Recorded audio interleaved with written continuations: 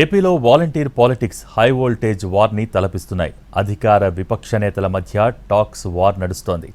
ఇన్నాళ్లు ఇష్టం వచ్చినట్టు మాట్లాడిన చంద్రబాబు అధికారంలోకి వస్తే వాలంటీర్లకు 10,000 వేతనం ఇస్తామంటే వైసీపీ పాలన బాగుందని ఒప్పుకున్నట్టే అని జగన్ కౌంటర్ ఇచ్చారు.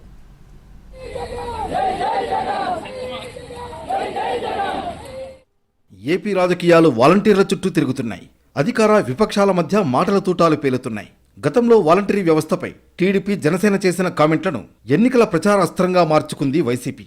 అదే టెంపోను కంటిన్యూ చేస్తూ కూటమిని ఆత్మరక్షణలో పడేసే పనిలో పడింది వైసీపీ.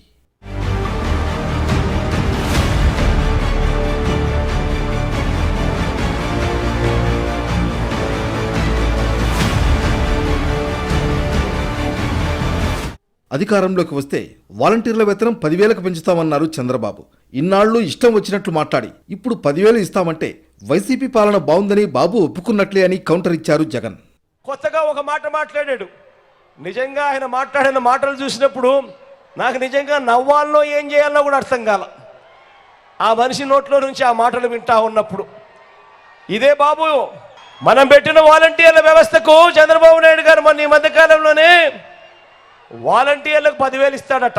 చంద్రబాబు అన్నాడు, సరే పోనీ ఇట్లన్నా కనీసం జగన్ పాలన బ్రహ్మాండంగా ఉందని ఒప్పుకున్నాడు. వాటికైనా సంతోషం. వాలంటీర్లకు మేము 10,000 ఇస్తాము అని చెప్పి మీ నోట్లో నుంచి మాటలు వచ్చాయి అంటే ఇంతకన్నా సర్టిఫికెట్ నాకేం కావాలయ్యా నా ప్రభుత్వానికి. ఓటర్కైనా వాలంటీర్కైనా జగన్ అంటే నమ్మకం అన్నారు మాజీ మంత్రి పేర్ని నాని. వాలంటీర్ల గురించి ఇష్టం వచ్చినట్లు మాట్లాడి ఇప్పుడు 10,000 ఇస్తామంటే జనం నమ్ముతారా అని నిలదీశారు. వైఎస్ జగన్మోహన్ రెడ్డి అంటే ఓటర్కైనా వాలంటీర్కైనా నమ్మకం.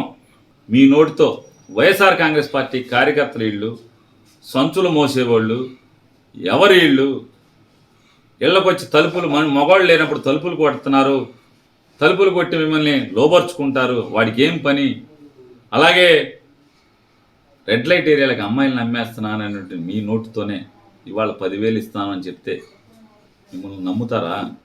వాలంటీర్లపై మంత్రి ధర్మాన ప్రసాదరావు కీలక వ్యాఖ్యలు చేశారు. ఇప్పుడు వాలంటీర్లు అనేవారు లేరని, ప్రస్తుతం వారంతా పార్టీ కార్యకర్తలే అని అన్నారు. వాలంటీర్లంతా రిజైన్ చేశారని, రాజీనామా చేసిన వారందరినీ ఎన్నికల తర్వాత మళ్లీ వాలంటీర్లుగా నియమిస్తామని చెప్పారు.